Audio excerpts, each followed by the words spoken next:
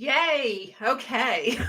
Sorry about that, guys. We actually had I had some internet difficulties. So it said that I wasn't on. I'm sorry, I'm gonna jump around here. First I had trouble with my computer, and you know what? I'm gonna put my camera up here, and then just sometimes I'm gonna be looking down. So hey, everybody. Thank you for joining me. I already have 10 people here. Cool. Cool. I'm so excited to have you here. I'm hoping my internet holds out. I'm in the front of the house where I have the two couches with the table in the middle. There's no fire going in the fireplace, but I have a cozy blanket. And I'm all set up with the lights and everything, but I'm afraid that the internet is not as good up here as it is in other rooms. So I'm hoping it doesn't stall on us. But I thought this would be the best place to do this because it's a little more private. And everyone's starting to talk already. I love it. Hello, Tina Daniels. Hi, Michelle. Hi, Lisa from Iowa. I'm so glad to have you guys here tonight. This is so much fun. I'll wait till there are a few more people on here before I start the announcements. We'll just say hi right now. Hi, Danette. Good to see you. Hi, Kathleen. Hi, Donna. Oh, Guy, this is so much fun when I see all these people. Hi, Joe. No what, Joe? No. Okay. I don't know what that means. So 17. Hi, Julie. Good to see you. This is good. This is really good. So I got my little water with a teeny bit of, just a teeny little bit of concentrated cranberry juice in it. I don't know why I do that, but lately that's been what I do. It makes my water taste a little more appealing. Hi, Marcella. Good to see you. Hi, Jeannie in Alabama. Good to see you. Thank you. Oh, you guys are so wonderful. We're up to 17 now. Hi, Me Muller. Good to see you. This is fun. Whew. Oh, my blankie. Hi, Ann. I've been enjoying your videos and lessons. Thanks so much, Christine. Thank you. And love your channel, especially the Christmas vlogs. I'm in Walmart waiting for a Toronto warning to expire in Western Kentucky. What's a Toronto warning? Oh, tornado. Oh, you're kidding. You're stuck. No way. You're watching me in a Walmart waiting for a tornado warning to expire. I hope you don't get a tornado. Be safe, Ann. Oh, my goodness. T. Ford. Hey, in Kansas City, Missouri. Welcome, everybody. Yeah, tornado. Yeah, I was like, Toronto warning. That's an interesting thing.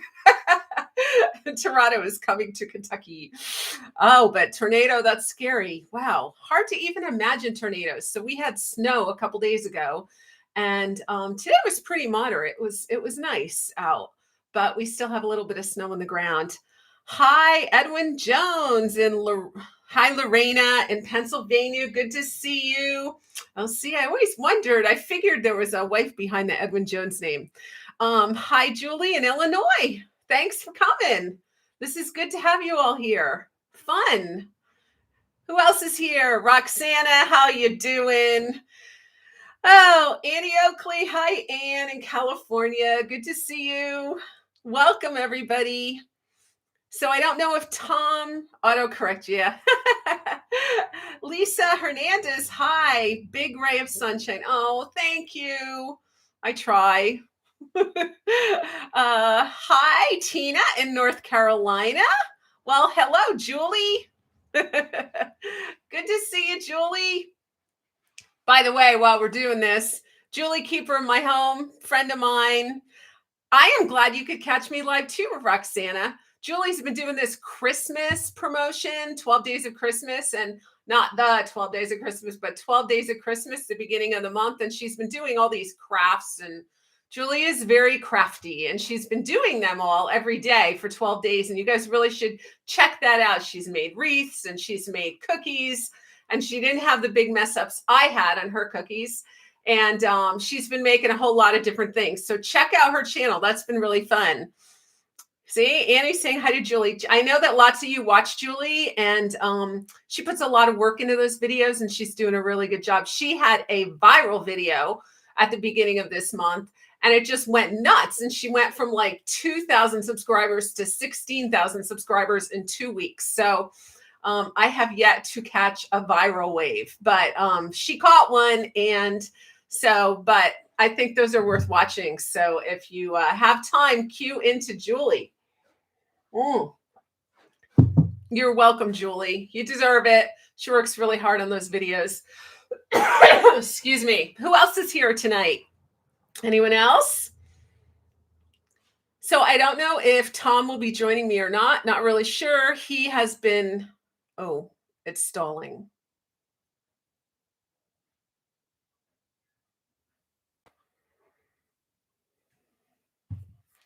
Oh boy. Okay, stop stalling. I'm sorry. I think that's the internet, and I don't know why it does that. But anyway, hey, is it Grizel? Thank you. So good to see you. Doris, how you doing? Good to see you, Doris. So anyway, Tom has been working all day. He's contracting and he's been working on a project. Excuse me, Carolyn from Illinois. Love your channel. Thank you, Carolyn. Welcome. So anyway, he's been working all day and he hasn't even sat down to eat a meal. And so he said, I'll come and join you. And I'm like, yeah, just go eat. So we'll see if he joins us later or not. That will be a surprise for both of us. So I'm riding solo tonight, potentially. I don't know. So I'm sitting in this front room. It's really cold if I start shivering. Okay. All right. Anybody else here want to say hi? So much fun to have you all here. I love it. Friday nights together. Yay. So we are, let's see, I want to start with a few things. So the first thing I want to start with is we did really well last Thursday at Laney's at Country Bumpkins. For all of you who showed up, this was so much fun. Oh, Lisa, I tried to dry out orange slices in my oven tonight, but I burned them. I did too, Lisa. I mean, I know the key is to go slow and low, but I like them burned. So you're in good company. Anyway, Lainey, we had the biggest sale that she ever had for a party. So she does these parties occasionally with local people who want to raise money for their youth group or, like a baseball team or something. And so we had sales of over $2,000. So thank you all for participating. That gave me around $200 for Ann Clay, the Primitive Home, to support the channel. So you guys turned out in droves, and I know we had so much fun. And Lainey enjoyed it so more, and she's already talking about the next one and how we do it. And maybe in the spring we'll try it again, and maybe try a different system so that the phone lines don't get all tied up. I don't know. Lisa, mine are in my dehydrator right now, Michelle says. That's good. See, that's the way to do it, Michelle, a dehydrator. You could do apples in there too. I've been seeing these really nice apples. I think they'd look cool.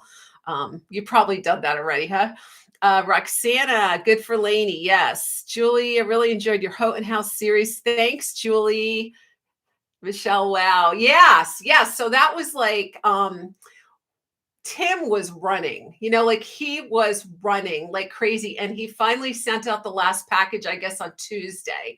And so then Lainey could number up the tallies. And so she was pretty excited. I was happy. We were all happy. I felt very supportive and loved. And I know that we had a really fun time.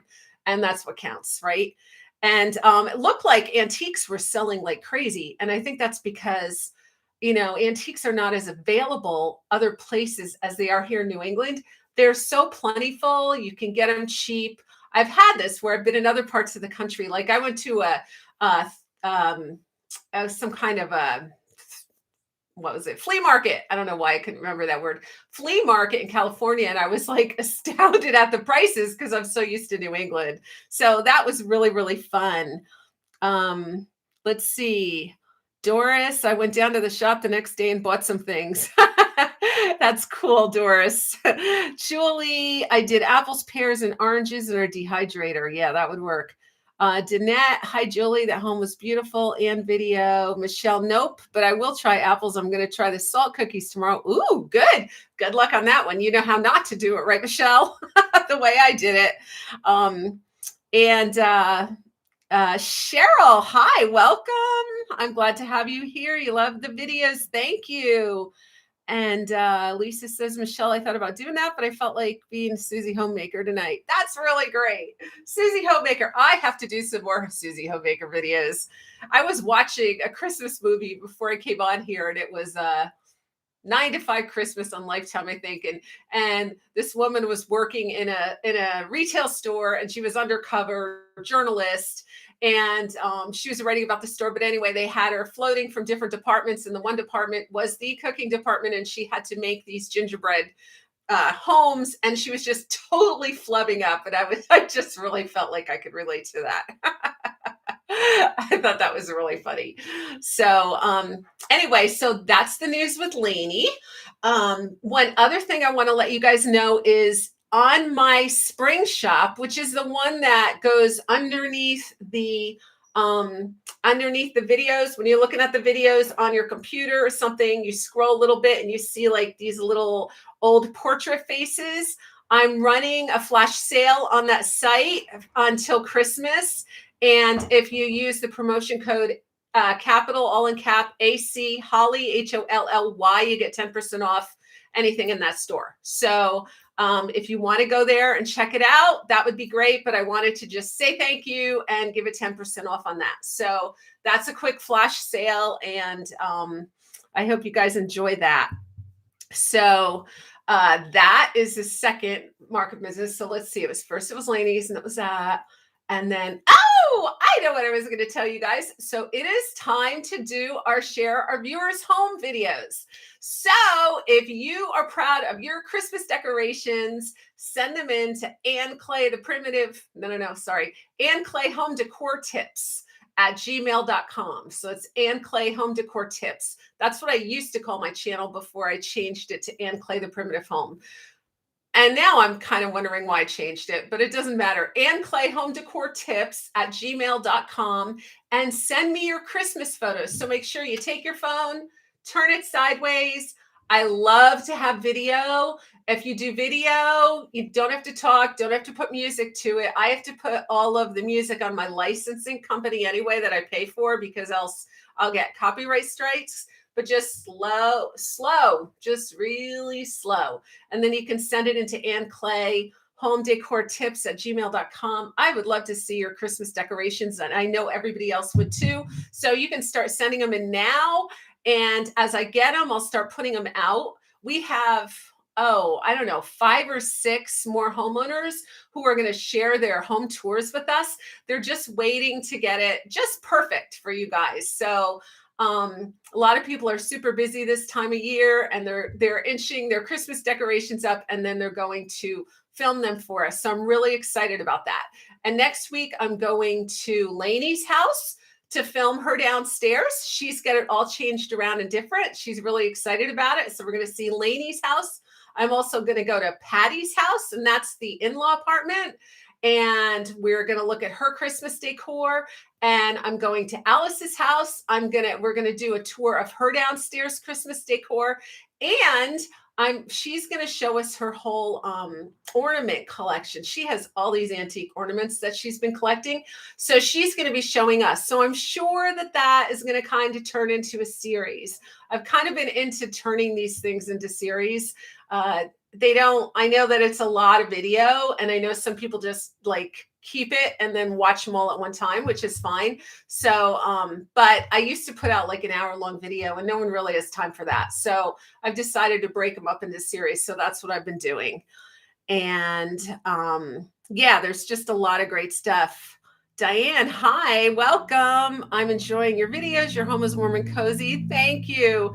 I got to tell you, this room is not warm. This room is probably about 50 degrees. So we do not heat with our furnace. Our furnace is an old ancient beast in the basement that does steam heat, and it would cost us $100 a day to heat with our furnace. So there's no way on earth we could ever afford that. So we heat with wood. Tom spends all year gathering free wood. When our neighbors lose trees, he's out there with the chainsaw, sawing and chopping and throwing it in the back of the truck and bringing it home. And then every day he goes out there and he chops wood and he stuffs the wood stove. So what he tries to do is he tries to live with just one wood stove going in the winter. On really cold days, he'll do two wood stoves, the one in our kitchen number one and the one in our living room. Right now, the only one going is kitchen number one, and I'm about 4 rooms away from that. So it's super cold in here, but I'm glad it looks warm. And I should really be drinking tea or something. Woo!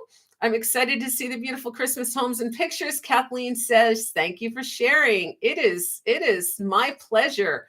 Julie, you like stretching it out.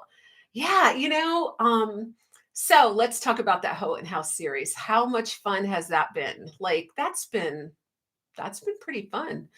Uh, I loved that house. It's really fun to go into these old homes and just, what I could bring for you guys was videoing it. But man, when you walk into that old home, the sights and the smells, and it just engulfs you, and you're just reminded of the history. That's why I love old homes like this one. I was thinking about this today. It's been 5 years since we had an offer on this house. We closed on January 6th. So we will almost have been in this home 5 years. And for the first 2 years that we were in this home, I was just like, I would walk around and just look at it and pinch myself and think, I can't believe I live here. This is the coolest house I ever saw. And unfortunately, after a couple of years, you get used to your surroundings. And it's not that I don't love it, because I love it, but I'm used to it now. And so when I go into a new old house that I haven't been in before, and I'm not used to it, I'm just, again, overwhelmed by the cool nature of an old house. I love old homes. Yeah, that home was really cool. Thanks, Doris. Yeah, weren't the sheds cool? I love the sheds too. They were cool. Like, I honestly loved the house, but there's something about that stark nature of the sheds when you just have a couple really crude, old, primitive pieces of furniture in there, and they just stand alone with all the old wood and the old beams, and it's just, yeah, it was really cool. And all those dried flowers hanging there, and then that little string that Chris put together of, I don't even know, like it could have been little seeds from outside, and she just had it hanging in the window.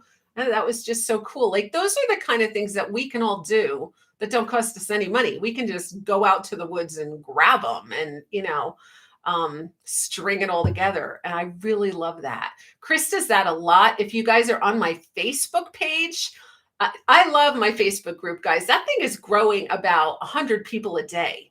It's 7,000 some hundreds, and people, you can share your homes and you can see other people's homes. And I share my videos on there. And I share some things that are on Facebook on there. So one of them was from Walker Homestead, from their Christmas open house. And we were going to go, and it was last Friday. And unfortunately, I have been ill for a week. So I'm all better. I'm fine. It wasn't COVID, thank goodness. And, but I think the doctor was worried. So anyway, I shared that on there, and there's lots of pictures of that, but she does a lot of things that are just really primitive, and, that she can just weave together, or she can, grab from the woods and hang everywhere. I mean, I really think that's probably a lot of how they did it back in the old days. So it's very authentic and cozy. Kathleen, that series was wonderful. Thank you. It's funny because those how-to series, they don't do as well as like home decor, like home tours. They never do as well. But I know that you guys that are watching them are really enjoying them, because it's a way to learn a lot about how we decorate and learn a lot about the authentic way to decorate, and then try to pair our decorating around there, with our own twist and our own nature. So the patina, I love to hear the stories the old walls can tell. I know, Julie. Shirley, thank you for sharing these videos. I enjoy them so much. You are so welcome, Shirley, for joining us. Oh, Roxana, thank you. Congratulations on my Facebook page. I'm not doing anything to grow it. It's really weird. Facebook just keeps pushing me out. And when I read the comments I ask on there, how did you hear about us? And so many of them just say Facebook recommended. So these are people that have never found me on YouTube. And they're just coming to this Facebook page. And boy, some of these houses are really great. It's a fun place to be. Lisa, I love to mix primitive with contemporary. That's the type of decor I have in my home. That's really cool, Lisa. I think that's really great. If I lived in a different home, I'd probably, depending on where I lived, right, I might have a contemporary furniture. I used to have some really nice white, I don't know if it was Crate and Barrel or someplace else. I don't remember where I got it. When we first got married, I had a white couch and a white love seat, very contemporary, very sleek. Really pretty. I ended up selling them when I had babies because I was like, I had a big dog and I had 2 babies, and I knew that the white couches were not going to survive that. So I ended up with a very dark plaid camelback couch at that point. Hey, Linda, Merry Christmas from Western Nebraska. Merry Christmas to you too. Western Nebraska. Do you have snow there? That sounds a little bit cold, maybe. Yeah, Nebraska. I have gone to Nebraska on my way cross country. And what I liked about Nebraska is you can camp in the state parks. So like you can or a city park even. We camped in a city park once, set up a pup tent out there overnight, set it up after dark. I don't remember where we were, but there was a big train there with a big light on, and there was all this screaming, and I kind of freaked out. And the next day I woke up and found out it was all peacocks. So it was kind of funny. That's my memory of Nebraska. But I've gone through Nebraska a few times to go to California when I've driven through. This was when I was young.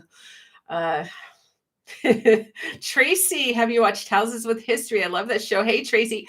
I have watched every single episode. So this was really funny because I watch it on an app, and I am able to get it earlier than when it comes out for people who are watching it on TV. And so one night,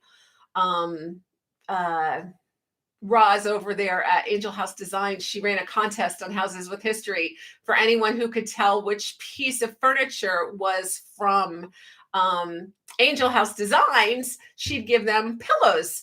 And so, well, I guessed it right away because she had a make-do chair on there, and I totally recognized her style. So I have been watching that faithfully. I love watching them. I would love to do a show like that. You know how they come in, and in that one show, we get to see it from start to finish, how they choose the home, and then how they redo it, and then how it looks at the end. Of course, it must take, it would take 5-6 months for them to make that one episode because it's such a slow process of restoring the home. But I love to see how it's done. It's fun. Yeah. Hey, Judy. I enjoy your home and store tours. It's like flipping through pages of a magazine full of beautiful decor. Thank you, Judy. So I think about this a lot. I want to give you guys basically the magazine experience, or the experience if I had a primitive channel on HGTV. What would I want to see? I would want to get to know the person that was doing it, or the couple that was doing it. I would want to find places where I could get a similar look as that. I would want to know how they get that look. And I would want lots of inspiration so that I can decide how to decorate. So that's kind of how I'm running my channel. And I am always open to ideas if you guys have any other ideas. Right now, during the Christmas season, there's so much to talk about and do. And I just love it. I'm so full of ideas. I can just keep going. Sometimes you catch me in, February, March, And then I don't know what to do. And sometimes my ideas just go flat and I look and I think, oh, no one's really decorating their home. There's not a lot of new things to purchase. And so sometimes that gets a little harder. So if you guys have anything you want to see on the channel, make some suggestions for me. I'd love, love, love to hear it. Tracy, I want to go to the Mayflower Mercantile when I come home to visit. Mayflower, where's the Mayflower Mercantile? Is that over in Plymouth? I have never been there. I was thinking of going to Plymouth Plantation sometimes and bringing you guys there. They're closed now for the winter. I wanted to go during the Thanksgiving season. I thought that would be fun. When my kids were little, we took the kids to Plymouth Plantation right before Thanksgiving. I think it was like 2 days before Thanksgiving, and it was bitter cold. We about froze to death. And I really thought about what it was like when the early settlers came in and lived in this kind of environment. And it's no wonder so many people froze all during the winter. I will definitely want to be going to Sturbridge Village again this year. Last year when Tom and I went to do the Sturbridge Village video, I had just gotten my gimbal. My gimbal is, so you guys, this is like the background of my setup. I have this thing called a gimbal that I hold and I put my nice camera on, and it runs on battery and it keeps it level and steady. So sometimes my video is more steady than other times, and that's when I'm using the gimbal. But it took a learning curve to learn it. And last year I was trying to do Plymouth Plantation, first time out with the gimbal, and my camera would flip down and then it would flip up to the sky and then it would just start shaking. And it's all because it was not balanced, but I didn't know how to balance it. So this year I have my gimbal down pat, and I want to take that and do another thing from Sturbridge Village. So I'm going to do that for you guys too. Oh, it's Houses with History Shop. Oh, that would be very interesting to go to. Mayflower Mercantile. Thanks for that idea, Tracy. That's a great idea. Have you ever thought of doing a primitive hanging ladder in your home? Okay, Lisa, do tell. What is a primitive hanging ladder? I have a old ladder that's hanging over my stove that I hang all of my pots and pans on. That's about as close as I have to a hanging ladder. Julie always has ideas. And have you ever watched George Clark's series on YouTube? He travels around England, Ireland, Scotland, filming historic homes that people buy and redo. That is a great idea, Julie. I'll just go travel around Scotland and England. That is cool. That's the kind of job I could really get into. Kathleen, my hubby and I want to take a trip to Plymouth. My 10th great-grandparents are Isaac and Mary Allerton. 9th Gigi, Mary Allerton Cushman. They were on the Mayflower. Wow. That's impressive, Kathleen. I love it when people can track it all the way to the Mayflower. My relatives didn't come here till the early 1900s, late 1800s. So we were like way far off the Mayflower. That's really cool. Julie, since I just started primitive decorating at Christmas, I would love to see how to decorate the rest of the year. I will definitely be showing you that, Julie. Sometimes I just do a home tour and it goes right from nothing, right, to finished. And you don't get to see all of the things in between. And I don't always, my brother is the reason I have a YouTube channel, because he has a YouTube channel. And he told me once, he said, you should just keep the camera rolling and video your life, video while you're decorating, video while you're trying to cook. He kind of said I was more like I Love Lucy when I'm in the kitchen, and I kind of have to agree with him on that one.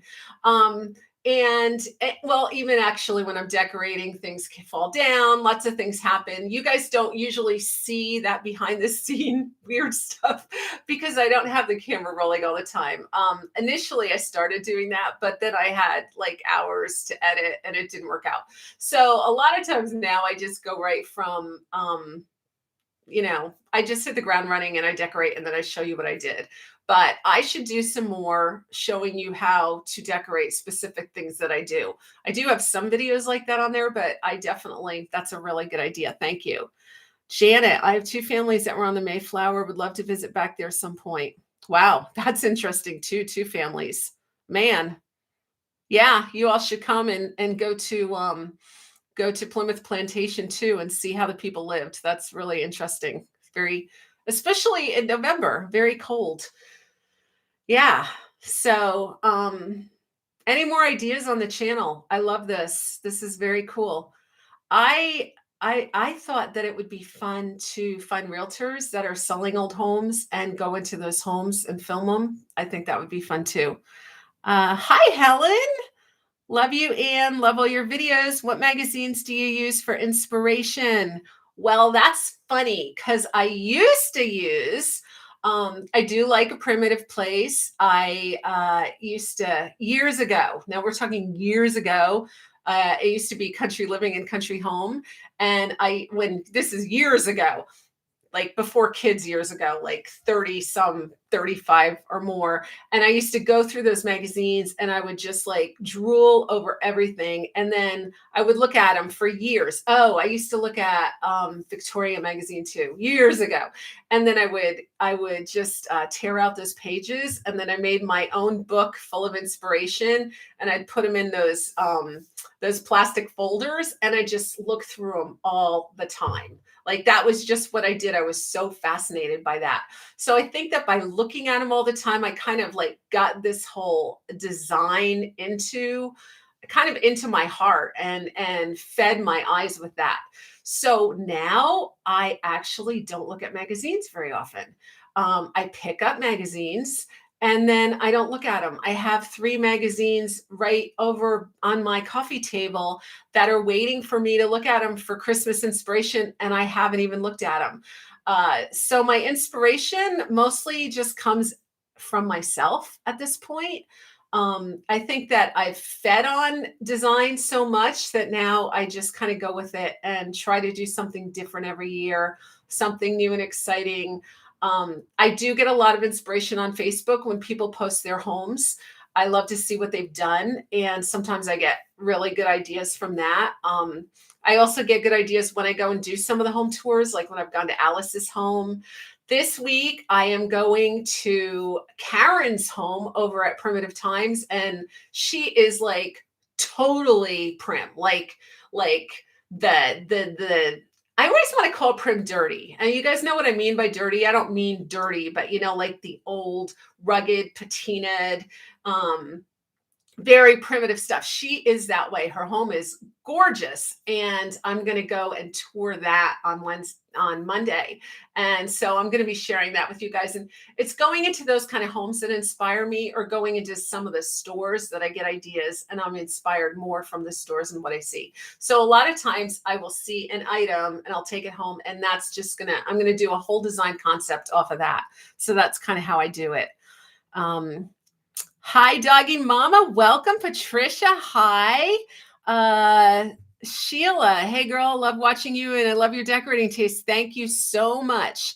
Lisa, I got to backtrack here, guys. Sorry. Lisa, and when you decorate an old ladder with greenery, flowers, pretty much whatever you want to put on it. I'm new to your channel. I wasn't aware that you have a hanging ladder over your stove. Yeah, I will have to you can watch it's a video with Julie on the top of it. And I did do a tour of my kitchen, but I'm going to show you guys that again for Christmas, because I haven't shown you my Christmas decor in there yet. Let's see, Julie, how to transition your primitive home through the seasons. Kathleen, that is so neat. Your home was featured in Primitive Place, and it was, Kathleen. And that was very exciting to be in a Primitive Place magazine. That was kind of a weird time, because I was also contacted by Country Sampler, and I was going to do that home before Primitive Place. And then that was last year when I found out I had a brain tumor, which I'm fine. It was pituitary adenoma, not cancerous, but still had to be removed. So I had surgery, brain surgery. And honestly, I was so scared back then. I just didn't even know if I was going to live. So Primitive Place was ready to come in, and I just went with it. So I didn't get in Country Sampler. They like to be the first one. And so I missed that opportunity, but I was really thrilled to be in Primitive Place. So that's really cool. Let's see. Janet, Where's a good place to buy wooden bowl shelves? We're in Kansas, so that's not a normal thing. Oh, interesting, Janet. Sometimes they have them at Primitive Goods, or they have them at Laney has them sometimes. I don't know any place local where you could buy it, but I know that those two will ship. So you could call Primitive Goods and and you know who else has them? Tessier's Changes of Time. They would have some. You could call Tessier's and they will ship, and check that out, because I know that they're all getting them and still using them, in their stores. So Christine would love to see Alice's space and would also love to support her as well. Love her home and lessons was fun. Thanks, Christine. So Alice is, she has a place in Primitive Goods, and I think last time I might have pointed out this is Alice's space. I'm not sure if I did or not. She doesn't, she cycles things through there, right? So I never really know what's going to be in there. Who knows? She might even have a bull rack. That's possible. Let's see. Grubby prim. That's a good way to call it. Grubby prim. Yes, I call it dirty, but grubby. That's how Karen's home is. And she is this wealth of resource. So I'm going to pick her brain. Like, I think I'm going to go through every single room and I'm going to pick her brain on how do you make your kitchen look grubby prim? How do you make your kitchen eating area look grubby prim? How do you do this with everything? What kind of things do you focus on? And she sells all that kind of stuff. So that's going to be really good. I'm going to make that a series. I think you guys will really enjoy that. Levi's grandmother. Hi, it's Debbie from Virginia. I'm curious, whatever happened to Lainey purchasing the condos and decorating and remodeling in different styles? Hi, Debbie. So that is still going on, but Lainey is not purchasing them. She is designing them and building them from the ground up. So that is going to be a long process. Last I heard from her, I thought she was going to have I think she's breaking ground right after Christmas, and she thinks she'll have a few done in early spring. Don't quote me on that, but that's going to be a process, because she is literally like, they're digging the holes for the basement. She is designing them from the ground up with architects, and it's this huge thing. I don't know how Lainey does it, guys. I mean, she is running this really great store. She gives time to her family and her grandchildren. She's designing and doing these. She pulls off these like parties, that doing this live the other night. I mean, that was a lot of work for them too. And the other thing is she is always thinking of ideas. I mean, she's just, I don't know, if she sleeps, she's pretty incredible. Yeah. So that's the deal on the condos. So we will be getting in there when they're made and built and she designs them. We will be the first to get in there, and you guys will be the first to see them. But that's going to be a little bit down the road, because, little ways. I made a good choice. Oh, thank you. Hi, Janice. Welcome. Hello, Priscilla. Where's Tom? I know. Grungy. That's a good grungy prim. Yes, Jeannie. That's a really good way to tuck it. Yeah, well, Tom, my wingman, has unwinged me. He was working all day. Basically, what he does in the winter is he does his consulting job, which is an 8-hour thing, but he can do it at his own time. So then he ends up, like, he went for coffee today with our daughter. So he's gone at a bakery, and then he always has to go out and chop wood to keep us warm. So he was working when I started this, and he hadn't even eaten yet. So he said, I will come and be on it. But I said, please eat first. So if he shows up, he shows up. If he doesn't, he doesn't. He's been pretty tired. So I wanted some energy in this, and I didn't want him to fall asleep next to me. So that's where he is. Yeah. So anyway, we have 101 people here right now. Welcome, all of you. Anyone who just came on, say hi. Tell us where you're from. Hardcore prim. That's a really good way. That's a good thing to call it. Roxana, hardcore prim. Yeah. So grubby hardcore. Her home is so cool. This Karen that I'm going to be doing the video of, her home is so great. I mean, you walk in and you're just transported back to time. And it's an old schoolhouse that was built in the early 1800s.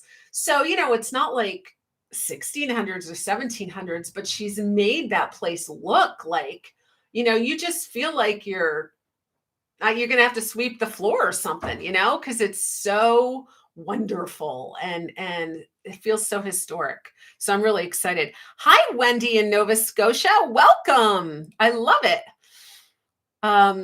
Julie, have you ever done a video on primitive textiles? I'm noticing the beautiful coverlet behind you. Julie, have you watched my Ask Alice series? We did a whole hour on primitive textiles where Alice showed us her whole primitive textile collection and told us all about them. She researched them. Okay, so my Ask Alice series, Alice is this wealth of information on antiques, and she loves to research what she has, and she loves to collect, and she has a lot of collections on a lot of different things. And she has been so gracious to go through and show us everything in her collection and find out the history of them and teach us about them. So this month we're going to do her ornaments because that just makes a whole lot of sense to do ornaments in December. But we are basically working through every room in her home. So we've done her samplings, we've done her textiles. We're going to do the ornaments. We've done the whole drawing room, which had so much in it. So if you didn't see that series, go back and watch that. She had so many cool things in there. And we'll be going into her dining room and looking at a lot of things, which will include pewter and china and who knows, all different things. And then her kitchen has, just delightful prim wood things everywhere. So we'll just be going room to room and learning all about those collections. So that is really fun. Thank you, Wendy. I love my home too. I'm just so thankful to live in this home. It's wonderful. Yeah, you need to see that one, Julie. She is a wealth of information. Tracy, I love Alice's. She is sweet, soft-spoken. She just draws you in. It is so true. Alice is so sweet, and we have so much fun together. Do you know that every time I go to her home, and we just laugh and laugh and laugh. And then when I'm done filming, we sit down and she always has tea. We have tea and she always has a little bread or something. And we sit in that cute little table in front of the fireplace in her kitchen and we just visit for hours. And it's so much fun. She's a doll. I have met the coolest people doing this YouTube channel. And you guys are cool too. I mean, I love this. This is so much fun. Who would have thought YouTube could be so much fun? Patricia, hi, Ann. Patty from Pennsylvania. Love your videos. Would you do a video sometime on window treatments, where to place curtain rods and tiebacks? Patricia, that's a great idea. Window treatments. I'm going to write it down in my head right now. And if I forget, leave a note sometime on one of my videos. Window treatments is a really good idea because you can use really simple things and get a good look. That's a great idea. Thank you. Let me see. Margie, hello from Southwest Pennsylvania. Love primitives. Hi, Margie. Welcome. Julie, we have binge watched all your videos too. That's really nice, Tracy. Yeah, guys, if you haven't gone and seen Julie, Keeper of My Home, go check her out.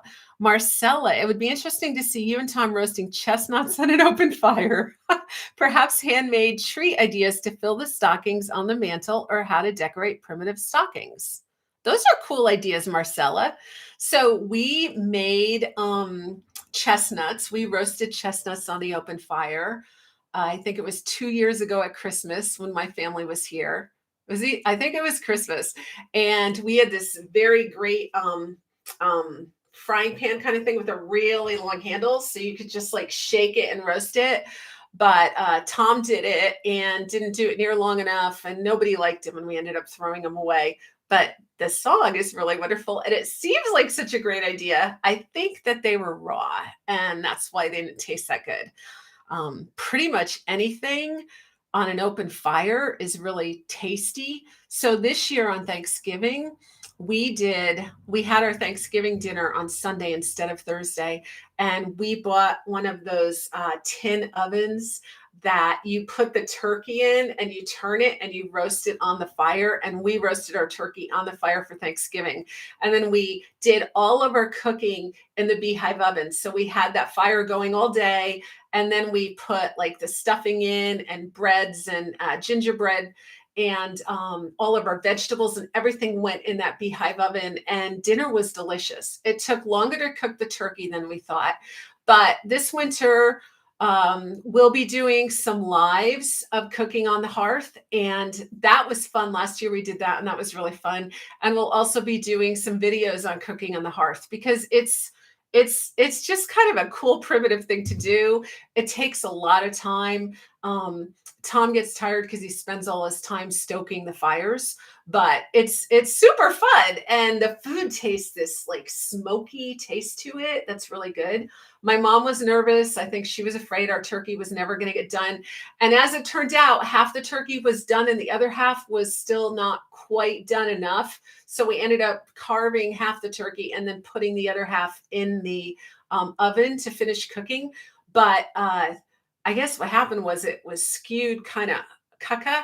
So it was off centered. So one side was closer to the fire than the other when it turned. And so it didn't get done as well. But not like the even distribution of heat like you get in an oven, but I thought it was fun. Okay, let's see where we are. It's awesome that you cook in the fireplace. Thanks, Wendy. It's something that we do really very rarely because it just takes so much time. And for Tom, firewood is like money. Like with each piece he chops, brings in and burns, he feels like he sees his pile go from this to this, and he gets like really, oh, I don't want to burn this wood. I don't want to, like, I think he wants to just save it. Like, that's how Tom is with money too. Like, don't spend it, just save it. So he doesn't like to do the wood either. So that when we cook on the open fire, that uses a lot of wood. And instead of like being like, oh, that tasted really good, he's always like, I used so much wood today. So he kind of freaks out about it. So we don't do it that often, but I really love doing it. I think it's fun. I could do it like once a week in the winter. I think it's really a special thing. Uh, yeah, what's going on with our gorgeous barn? Well, doggy mama, um, what is going on with our gorgeous barn? You know what? It's cold in the barn in the winter. So we actually bought a wood stove that we were going to heat things up in the winter, but then again, that would take firewood. But our barn is so huge and it's, 2+ stories high and all the heat would go up there. Right now we have friends that are actually in the back room in our barn. They were in kind of a tight spot this fall, and so we had that place that had um, a pellet stove in there, and we've actually had to put insulation in the ceiling so that the heat wouldn't all go out and they could stay fairly warm. They're not going to be there very much longer because it's gotten really cold, but we try to, make it as comfortable as possible. So that means I'm going to actually redoing that back room of the barn because I want to ultimately insulate it and make it a really nice place to stay for an Airbnb. So I really liked how all the wood looked, but it got kind of hot in the summer and very cold in the fall. So we are kind of going to work on that. And the rest of the barn has just we're not doing anything in the winter. Kind of happens it's probably from November through May. We don't do a lot in there because it's cold. And then these stupid bats come in. There's one bat that comes back every single year. Like, I don't know why he has to live in our barn because we have bat houses on each side of our barn, but he finds a way into that barn and he comes in and he poops and I have to clean it up. And then this last year, he was actually making all these noises like he was angry that we were in the barn. And then he started flying around and then I freaked out. So before he comes back, we have to put these nets over the doors of the barn because that's how they get in. And last year we didn't get the nets up in time. So birds got into the doors of the barn. And then I didn't want the baby birds not to be with their mamas, right? So we kept the nets off of them and that gave the bats time to get into the barn. And then once we get them in, it's really hard to get them out. And the birds stayed around for a long time too. So we are always fighting with nature. There are animals here and they're taking over our lives sometimes. So, Thanksgiving dinner was amazing. Yeah, nobody else liked those hot chestnuts, Julie, I have to say. Uh, let's see. Debbie would love to see a video of you making one of your large signs, especially your aging techniques. Oh, I thought of doing that. I actually started doing a video on that. Um, it gets so time consuming to make these things, and then sometimes I forget to turn the camera on when I'm doing it, and then I have to explain it while I'm doing it. And I think if you've seen my cooking videos, you know that if I explain things and video and do things, I always mess up. So I will definitely do that. They are fun to do. The way I'm doing them might not be the way other people would do them, because I have a graphic arts background, so I always start with some graphic art, and then I print it, and then I make a template, and then I can make a sign. So and there's a lot of work when it comes to I'm kind of experimenting and playing. A sander is something I use a lot. So, and sometimes I do different layers. Like I'll use a sander and then I'm like, oh no, I took too much off, and then I'll put more on. And, but I will make a video on that. I will do that probably in the spring when I can do it outside. Let's see. Um, Helen. Hi, Helen. And I was just trying to remember the name of a woman. I think her last name was Condor. Was wondering if she's writing books on prim decorating. Yes, it's Judy Condon, and she wrote a lot of books on prim decorating. Actually, she has, I think, 28. I met her last year and she was telling me she had 28 books out. She put out a book in the fall. She put out a book at Christmas where she people share their homes and pictures of their home, and then she prints it all up and sells it. Uh, I was actually thinking of doing that.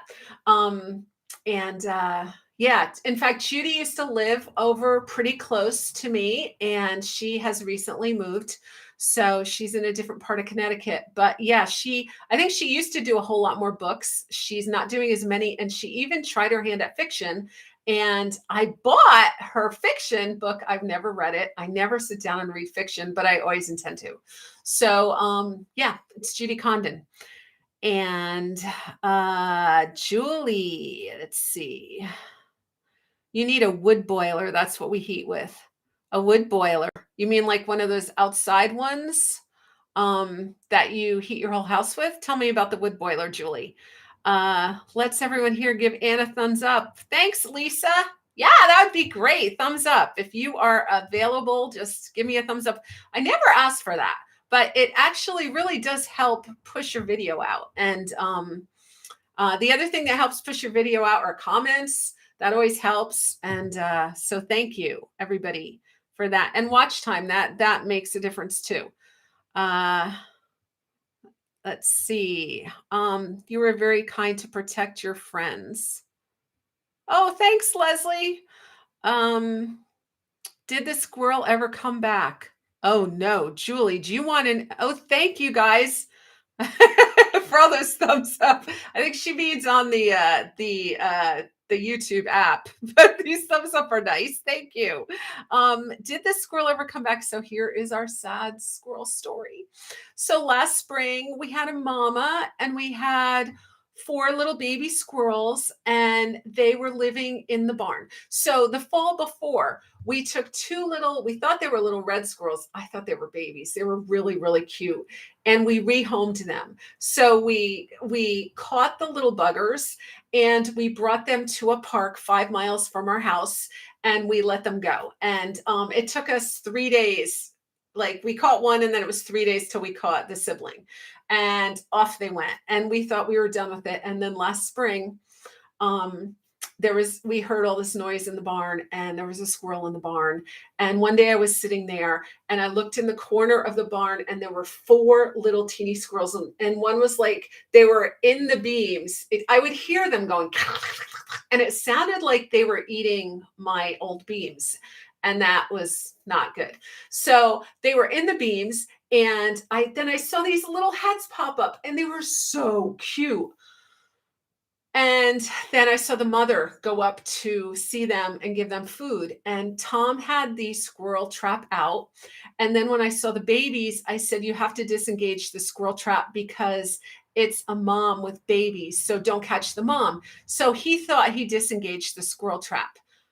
But unfortunately, we have every intention of keeping all our animals alive, and yet we fail all the time because he didn't disengage the squirrel trap. And the mother squirrel got into the trap and died. And poor thing starved to death because we didn't check the trap because we weren't up in that part of the barn.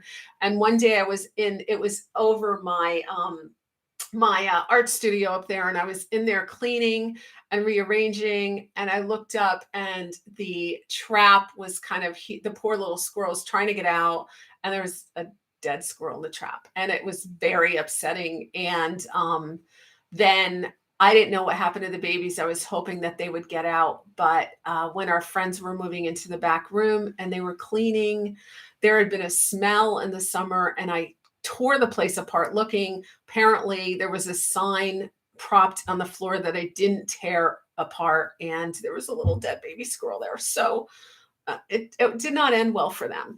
We have these humane mouse traps, that we put these poor little mice in, and because we don't want mice in our home. And we have a cat in the basement. I don't like to think about what that cat's doing to the mice because I like to think my cat's getting some play. But we have those little humane ones that you catch and release, and dang, if we don't always forget that we set it up, and then those poor little things starve to death. So we have very bad experiences with animals. It's so bad. Yeah. So I'm sorry, any animal lovers. Poor bat, he thinks it's his home. I know, Roxana, that bat does think it's his home. And in all fairness, he was probably there before we were, because the first year when we moved in, there were no bats because it was winter. And then in May, suddenly we started seeing this little poop around, and it looks like mouse poop, but it's a little bit bigger. And then we were like, is that a squirrel? Are those rats? I mean, like, I was looking up on Google feces, trying to figure out what it was. And looks like we're losing viewers when I'm talking about these poor animals. So I was trying to figure out what it was. And finally I figured out it was bats, but it took all summer to figure that out. So definitely that bat has probably been living there for many, many years. And I don't know how old bats get, but this bat seems to be growing every year. Like, it had like a wingspan of that first year when I saw it, and the other time it was like this big. So kind of freaks me out. Oh, not skipping ads helps too. That's true. That does help. Oh, does that help our view count? Pushing things out. Hello from Southbury, Connecticut. Hello, Ralph M. Welcome.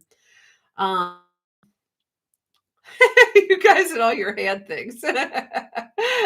Give the thumbs up on the, like, when you're watching the video, like how you push it when you okay. Like, comment, and share. Yes. Thank you, Lisa. Oh, and can't hear no more. So said, I know, Roxana. Let's talk about something better. Anyone else have any questions that don't involve animals living in my barn? I had this big idea. We were going to make a caged bar in the barn, and we haven't. Well, we started it and we made the whole bar thing. It's really cool. And we put the stained glass window in, but we've never gotten around to making the cage stuff. Last year at this time, Tom was looking at losing his job, and then he got a consulting job, and then he ended up with another job and his consulting job. And during that little bit of time that he had that, every single thing that we did on the property just had to go because he was working about 60 to 70 hours a week. So even 80. So that kind of went by the wayside. So anyway, that is what's going on with the barn. I wanted to make it into a really nice, like, for groups. So someday when this pandemic is behind us, I want to do some really fun things in the barn, and, do shopping things and decorating things, and open this up. It's just been closed down for a few years because of illness, but I want to do that. And so the barn has been like set up kind of like a tavern too. And then I've got a whole seating area in there. But I also like to keep it open because I'm a yoga teacher and I love to teach yoga in there and have some room in there for people to do yoga. And I do that with a few friends, local friends. We haven't done that in quite a few years either. So I like to kind of use double duty for my barn. And then I also have now, in the one room of my barn, I have 8 beds set up, and that's set up kind of like a bunk room. And so there's 8 twin beds, very fun place. I had some friends come over that did a retreat in there together, and they had so much fun. They made this little video like little orphan Annie. It was really fun. So, barn dance. Doris, I always thought of a barn dance. I remember when we moved in, I thought this would be so much fun to have a barn dance here. And I do. This is the amazing thing. I used to look at that place and think it needs music. It needs some good, guitar and singing and country music. And once I made a whole group of friends that are musicians. And so we do music sometimes in there. And that's really fun. It's fun to do. Craft classes. Yeah, Tracy. So I was doing these women's retreats where we did craft classes and we did yoga, like restorative yoga. A lot of people are like, oh, I don't want to do yoga, but it was like laying around over a bolster and stretching your body. And it would just like feel so good when you were done. I just want to do it right now. It was so nice. And I'd serve really good meals and they'd all hang out and they'd go by the fire and they'd bring their own wine and drink it. And they'd eat a nice meal in the tavern. And we were doing fun things like that. So I kind of set up this whole area to do that. That was my original vision when we bought this house, was to turn it into kind of a retreat center where women could, or, guys too, but a lot of girlfriends love to just come and hang, and a lot of these young women are leaving their kids at home and then just coming and hanging and catching up with each other in life. And so I just wanted it to be a place of restoration, and everywhere around you, you'd look and it would be decorated really pretty, and you just feel like history was embracing you and you could leave your cares behind, even though we're not that far from the cities. That was my vision for this place. And of course, our current times shut everything down and it all stopped. But I'm going to be optimistic that someday we can get back to that. So, square dancing. Tracy thought square dancing. Did you guys ever square dance? I used to do that when I was a kid. We'd do it in gym class at school. I thought it was so much fun. I always loved square dancing. Right now, I'd probably be out of breath. Barn weddings, Kathleen. So that was the other thing I wanted to do. I really wanted to do barn weddings. Come to find out, there's an awful lot of things you have to clear with the zoning to do something like that. And so for us to be able to do barn weddings, we first had to be licensed as a country inn. And to be licensed as a country inn, we needed a $17,000 fire alarm system. And then to get that $17,000 fire alarm system, we felt we needed to redo all of our electric in our home. So a few months ago, when Tom was working the 2 jobs, we decided to redo the electric in our home. And that is still actually under process. And so the $17,000 fire alarm system might never happen. If it takes us too much longer to do all this, we're going to be too old to do any of this, because I am noticing I turned 60 this year. And, we bought this place when we were 55. And I noticed I had a whole lot more energy at age 55 than I have at 60. And if it takes me another 5 to 10 years, I don't think I could do barn weddings at 70. I'd have to hire a whole bunch of young help. But it would be a beautiful place to have barn weddings. It absolutely would. And you can make money with the weddings. Oh boy, yes, COVID, go away. So we can come visit Anna Tom's barn. That's right, Roxana. Go away. I did hear some good news about that, and I don't know this, I watched Dr. John Campbell and on YouTube, and he was talking about if the new strain is a lot less potent than the other strains, and it causes just a lot milder symptoms. And that takes over. That could be really good news for us. So I am actually hopeful for the first time, even though, even at this very moment, I have heard of people in trouble. So, Lisa, does yoga help get rid of a food baby? Asking for a friend. Yeah, nothing really gets rid of a food baby. Yoga. Yeah, you know what? You could get rid of food baby with yoga if you're doing like really strenuous vinyasa yoga, which I was traded. But man, I just like flopping around on a pillow, and I don't think that gets rid of any baby. Oh. Margie, stitching reproduction samplers. So is that an idea for a video, or is that what you're doing right now, Margie? Boy, that would be another Anne has no business stitching video. Yeah. Jeannie, hey. Kathleen, scratch that square dancing. Yeah. Oh, you could do salsa. Roxana, my son got married in a barn. It was gorgeous. I love barn weddings. They are so pretty. And I thought, we have these gorgeous gardens, like I could see a wedding and the beautiful garden and the reception in the barn. The people that own this house before us, we have this she shed, right? That I've turned into a sleeping shed. That's really cool. But they had, oh, I have to close the windows in there. It snowed the other day. I got to check that out when I get off. So, it I interrupted myself and I lost my train of thought.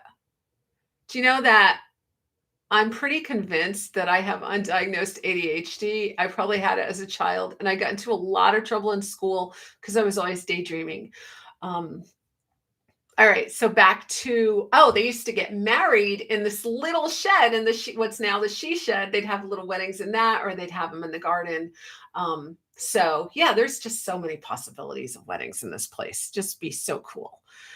Tracy, what is your most favorite piece of furniture and your favorite decoration? Good question, Tracy.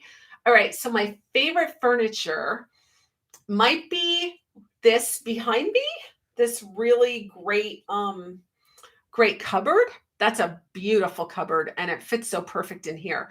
But I recently have acquired a few really cool cupboards, and Lainey brought one out. I had one on layaway for quite a few months now, just been like chipping away at it. And it's from my bathroom, and I'll put that in my next little tour. And it's really cool. And so today, that's my favorite cupboard because it's new. And I needed a place to put my towels and everything in the bathroom. When we moved in, there was a closet in that bathroom, really big, but it just took up the whole floor, and it looked 60s. And so we tore it out.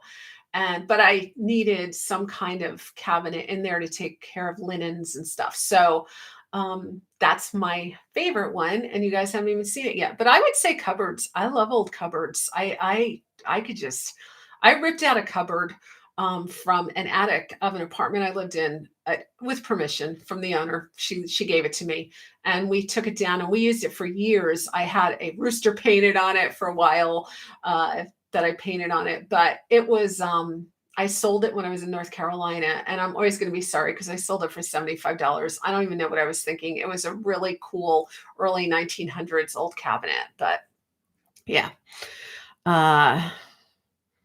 Darn it. Lisa, I don't know what you're saying that to. And any tips on buying antiques? I came in late. Hey, Linda, let me think about that. Helen, does anyone have an idea to make a 1950s hutch look primitive? It's big and has a lot of drawers, so I hate to get rid of it. Maple hutch, paint it, Helen. Paint it and distress it. That is paint it black. Black paint, black flat paint, sand and distress it. Change out the knobs if you need to, make it more prim. If you've got glass in it, replace that with something like tin or screening. That's what I would do to something like that. Griselle, I lose my train of thought maybe 10 times a day. Hi. I'm impressed that you can actually remember how many times you lose it. Julie, have you always decorated in the primitive style? No, Julie, I haven't always decorated in the primitive style. Although I was always drawn to country because I wanted something homey. I love homey. I think it's so I grew up in Paterson, New Jersey, which is outside of New York City. And my mother was not into decorating. She bought a bunch of French continental kind of furniture when she first got married, and that was the furniture that was always in our house. And then when the sofas wore out, she'd end up with something contemporary and something that she could get reasonably priced. Our home was like a 1930s home, or maybe it was earlier 1920s. It had this really beautiful woodwork that separated the dining room and the living room, and it had these gorgeous floors with this inlaid flooring on it. Uh, Beautiful staircase. We lived in a parsonage. My dad was a pastor. There was a stained glass window by the front door, I remember. So you'd walk down the stairs and you'd see the stained glass window. So my mom wasn't into decorating at all. It was always very traditional looking. She decorated in a lot of browns. Um, Wallpapers and stuff. She let me choose my own color wallpaper when I was a kid. And I chose this. I was all into flower power. I was a 60s kid. This is the early 70s. And it had yellow and lime green and orange and some kind of blush color. And it was these big wild flowers. And I loved that wallpaper. And she let me select that wallpaper. And we did the room. And then I get like, my bedding was like yellow and orange, like we had bunk beds and one was yellow and one was orange bedspread. I shared it with my sister.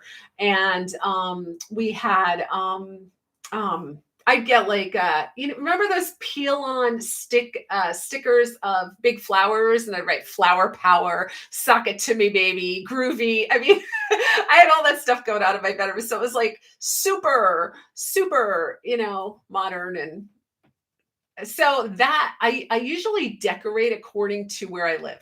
So at that point, I was just trendy. And then later on, it was right before I met Tom, I was living in this beautiful house that was built probably in 1930s also. And it had, oh, Guy, it was this gorgeous apartment. And I went in and I painted it. And you got to understand, this was in the late 80s. So I painted the walls this peach color and the woodwork this gorgeous white. And the woodwork was gorgeous. It had already been painted. So when I moved in, it was this off-white everything.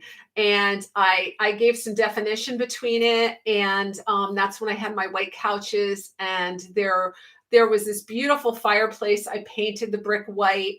And then the doors around it were French doors that led to a porch. It was an upstairs apartment. It looked like New York City. It was gorgeous. So that's when I really started to get into decorating. I also moved upstairs in my parents' house into this little attic room. And then I got matchy with my paint too, like I made the bureau match the walls. And I don't know. So I haven't always been primitive, but I have been drawn to primitive. And I've always been drawn to old homes. And I've always been drawn to decorating. I just want to walk into a room and feel like it's embracing me. I want to feel like I'm taken out of my life. So, in this world, it is stressful. This world is stressful. And I like to have my rooms take me into a different time when I think it wasn't as stressful. Now, I know it was stressful to live back then too. But in my beautiful little head, when I'm imagining these wonderful movies like Christmas movies, right? Or, these wonderful scenes of the olden days, to me, there's no stress there because I'm not living in that time. So I like my home to go back to that time.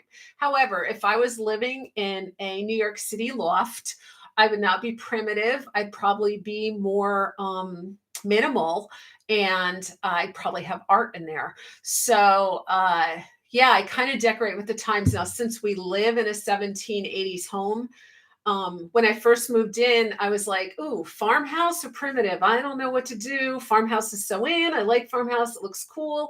I was looking at all these really great places that people had these, huge ceilings, and then they were all painted white with a shiplap. I got so into Joanna Gaines, and all that stuff. And so I kind of didn't know what to do. And when I moved in, this home was very primitive. Like the former owners had kept it so primitive that she hadn't painted when she was here, and the walls were actually, they were dingy because of smoke, and it gave a really great primitive patina.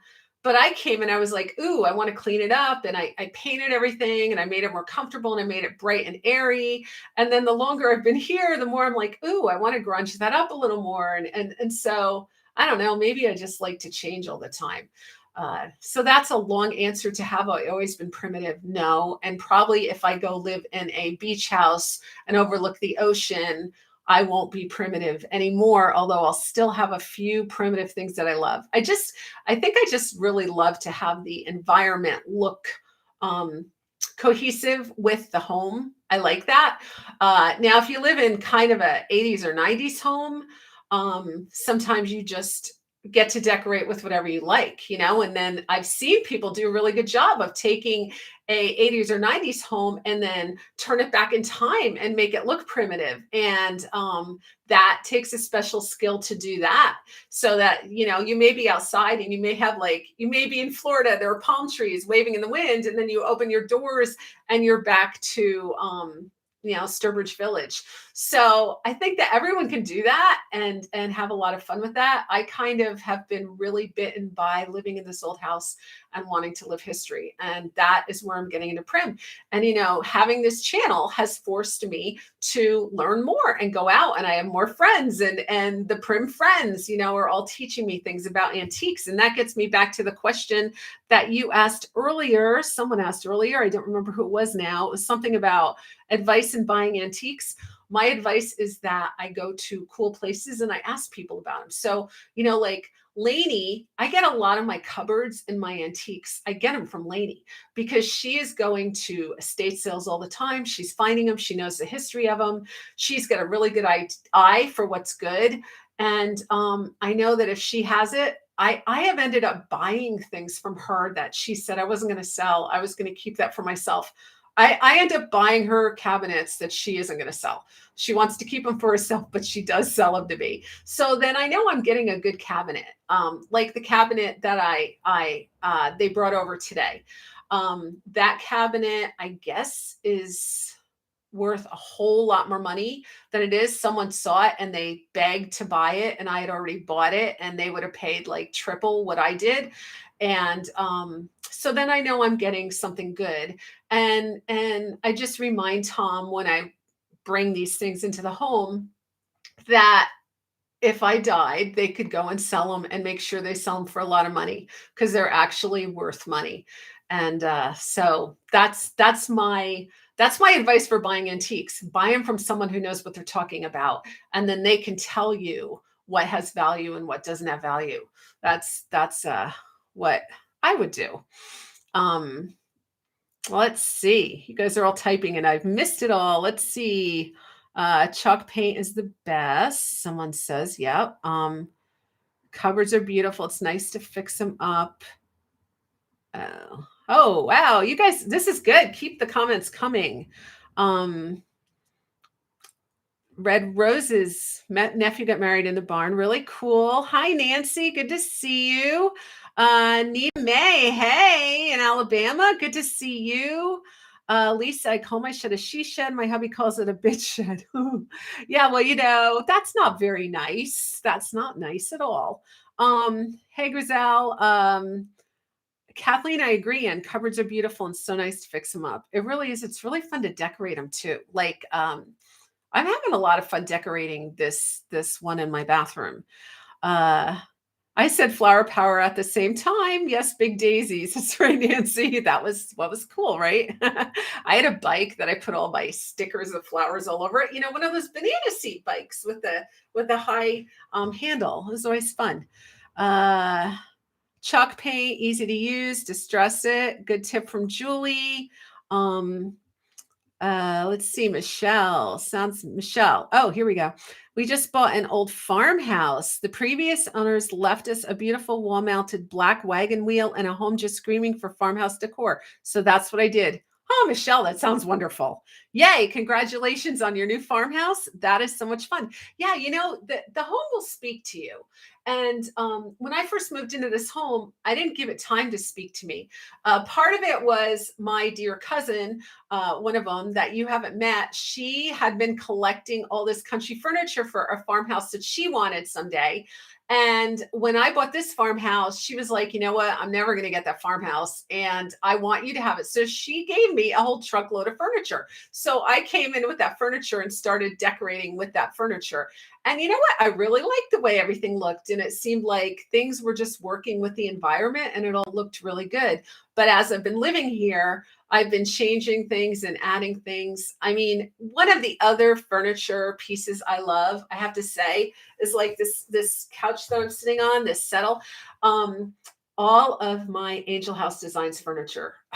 It's just changed my life. And you guys have seen, if you go back to my old videos, if you just started watching me or those who have been with me during this whole journey, it's changed the way I'm doing my rooms. And it actually enabled me to go with a more minimal style because these pieces of furniture and the cabinets, they're pulling their weight. It's like you walk into a room and you're like, whoa, I love that settle. And I love that cupboard. And it just kind of stops you. And I don't need all the little tchotchkes around like I had before. One thing about this ADHD thing is that I get very distracted. And so if there's a lot of stuff in my house, I'm not saying it's anything wrong with having stuff in your house because, everyone's different and everyone responds to their environment differently. But I found out that I was getting stressed. And part of it's because I don't live here alone. I live here with two other adults. And those two other adults would like to leave some stuff around. In fact, Tom was very upset with me yesterday when I wouldn't let him leave these two big fans in the front hall where our entrance is because he wanted to blow the hot air from the one room into a room so they could play a video game. And I said, you can do that, but when you're not using the fans, please put them somewhere so I'm not tripping over them. But when you live in a home with people and they all have ideas about what they want to do with that home, not even for decorating, but how it would be more convenient to leave your purse over here or your shoes over here. I found that I was getting overwhelmed with just stuff and clutter. And so I started like really honing in on controlling my environment so that when I was in a room, I could relax. And if someone just came to my door, which really doesn't ever happen, but if someone did just come to my door and knock on it and say, hey, I'd like to see your house. One day I said that actually, I said, I would never go to someone's house and just knock on it if I used to live there because I'd be embarrassed. And the next day someone came and saw my house and I thought timing was so funny. But I would like to have people be able to come in and not feel like I have to quick like clean up or be all embarrassed because, we had newspapers on the floor and shoes over here. And, so that has really helped me. Having this nice furniture has actually helped me because I stripped away all the unnecessary stuff and just focus on what I really truly love. And that's helped me keep my life in a little more control. So that's just been easier for me. Let's see. But oh yeah, back to what Michelle was saying. I let the home speak to me. So this home wanted to be this more colonial primitive. And while I would like to make it totally primitive, I don't know, I still need the feeling of a lot of comfort.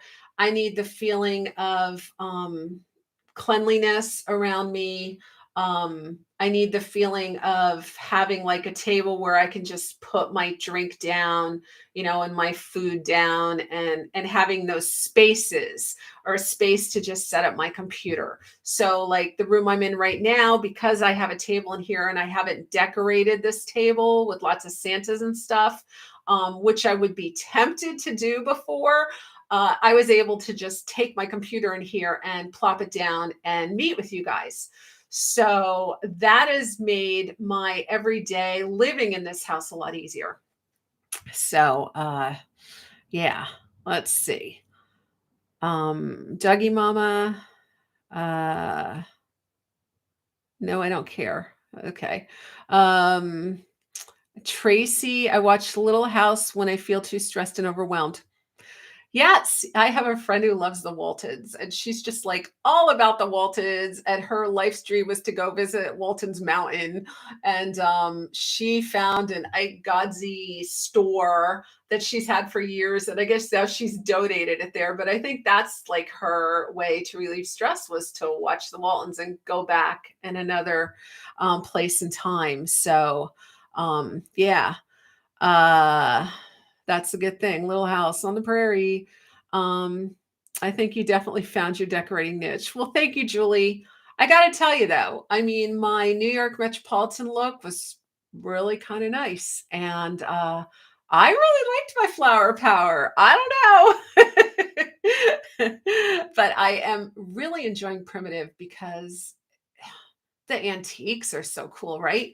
So I have to tell you, I went to a store tonight that this afternoon that normally would have been someplace, I won't like mention names of the stores, but a place that sells clothing and then sells a whole bunch of home goods kind of things. And I used to go in there and just like go nuts. And I just like, oh, this is so cute. And this is so cute. And I'd buy all this little home decor stuff, and brought it home, and it was inexpensive and I loved it, and I decorate with it. I decorate with it for a few years on my channel. And today I walked in there and I was like, I actually almost had a panic attack. Part of it was there were so many people around me and I was like, ugh. But it was I looked at all that stuff and I was like, I don't know. It just like stressed me out. Whereas if I walk into an antique store or look at some really cool piece, like, all right, so back at the Houghton House series, when I did the video of the sheds, and I just put it to music and I did those wing people, the wingmen on the salt box, those sheds were so quieting to me, right? And in that one room, they had just that round make do table that turns into a chair. It had this green patina on it, and then she just had those dried plants hanging on that one wall, and she had like one or two chairs next to that table. And that just gave me such a sense of relief and stillness. And when I walked into this store today with all the glitzy stuff, I just thought, wow, I've changed so much, because I look at that and I actually almost felt physically sick. Like I felt like I could go take it, I could buy it, I could spend the money, I could take it home, I could find a place to put it, and then it ends up in my Salvation Army box or my garage sale the next year. And it kind of freaked me out, as opposed to these antiques that someone made themselves. They used it for many years in many different ways. For some reason, it was lovingly preserved through all of these years, hundreds of years. And there it is with so many stories to tell, waiting to sit in your home and be admired and loved and have more memories built on it. And something about that just really struck me today. So I'm really excited actually to be learning more about this and sharing everything I learned with you guys on the channel. I love that.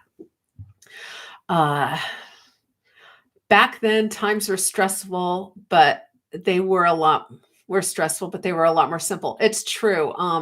Grizel, times were very stressful. I mean, they had a lot of, they had to have a lot of kids because they didn't all make it. I mean, that in itself, and working to eat. But yeah, it was a lot more simple in some ways. They knew what to do. And yeah. Kathleen, what age did you start painting, Anne? You do a beautiful job in your pictures. Oh, thank you, Kathleen. I started painting actually when I was a kid. My mom, we had this family friend, Kelly, And she saw a gift in me for art and wanted to encourage me with that gift. So she used to buy me paint by numbers initially and painting kits. And then when I realized I was good at it, I started sketching, and I used to buy these books. They were like this big, they were real thin, and they would be like how to sketch lions and different animals. And for some reason, I loved big cats, like, lions and cougars. And I used to spend hours sketching these cats, uh, just sketching and sketching and sketching. And then I'd paint, and I'd take canvases out in the wilderness, and I'd paint, and I'd come home, and I'd work on it all night. I had no turn off button when it comes to creativity. I do that with editing too. Like most of my videos take 8 hours to edit, and I will sit there, and if I get up to go to the bathroom, it's a miracle. The one day that we did the shop with me at Laney's, I had edited for days, and that day I didn't have anything to drink. And by the evening, I had the worst headache, and I realized I hadn't had a thing to drink that day. So, in fact, I'm going to drink right now because I don't think I've had that much today. So, anyway, I would do art, and I just never stopped. And yeah, I loved art so much that I didn't major in it in college. It was almost like I was afraid of the rejection that someone would say you're not good enough, and that was where my heart was at. I was also that way with music. I've been playing the piano since I was 8. I played the flute and the guitar, sang, and that was very dear to me. So when I went to college, I didn't major in any of that. And I had a hard time finding myself. And then I left college, and then I went back to a different college and finished up. And it was not in anything creative. It wasn't until in my 50s that I finally decided to own my inner artist, because my whole life, all I've been doing is creative things. So I went back to school in my 50s, and I got my master's in fine arts. And but those paintings aren't exactly like from scratch. They are actually digitally done. So I'm using the original painting to do them. So the copy work is easier than if I just started from scratch. But I do, I used to do murals and that kind of thing. So yeah, I had a mural business for a while. I've done a lot of creative things. So that is about my painting, Kathleen. Thank you.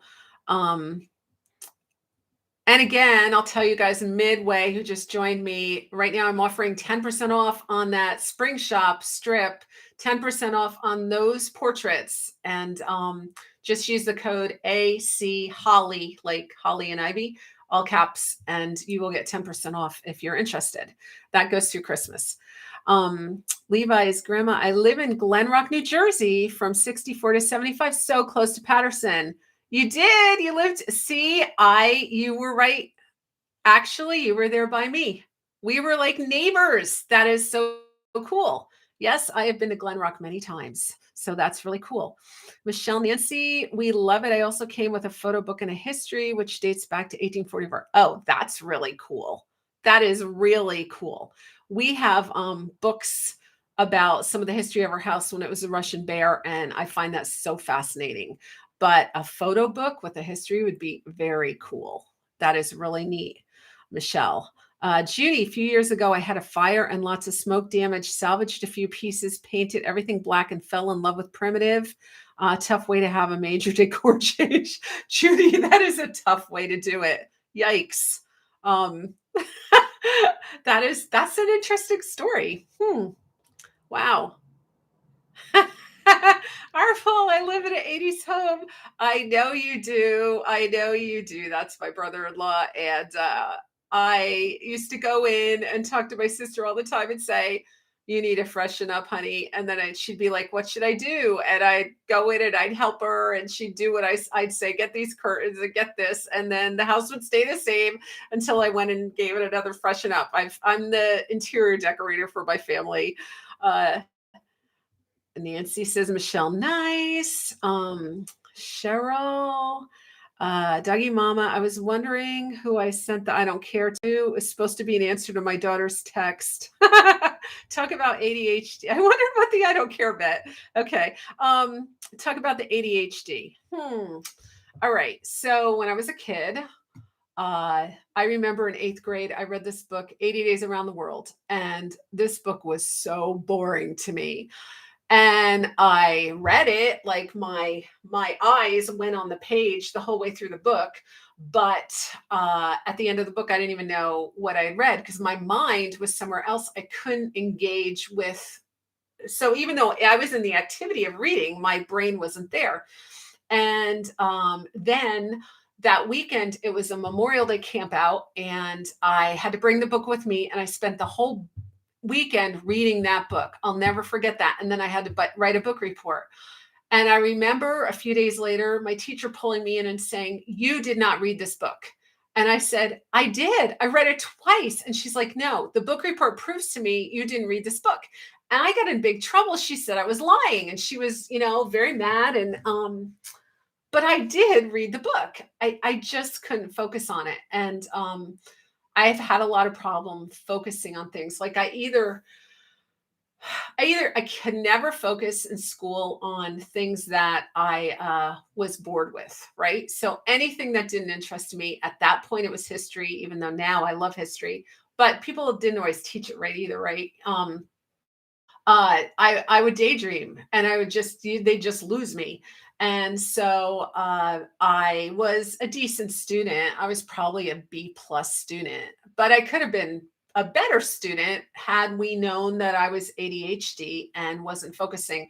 And it wasn't until my daughter, second born, was diagnosed with ADHD that I realized that that was me. And my older daughter has noticed, like, she's been reading about ADHD for her sister, and she's like, "Oh my goodness, that's my mom." And it turns out her mother in law is also that way.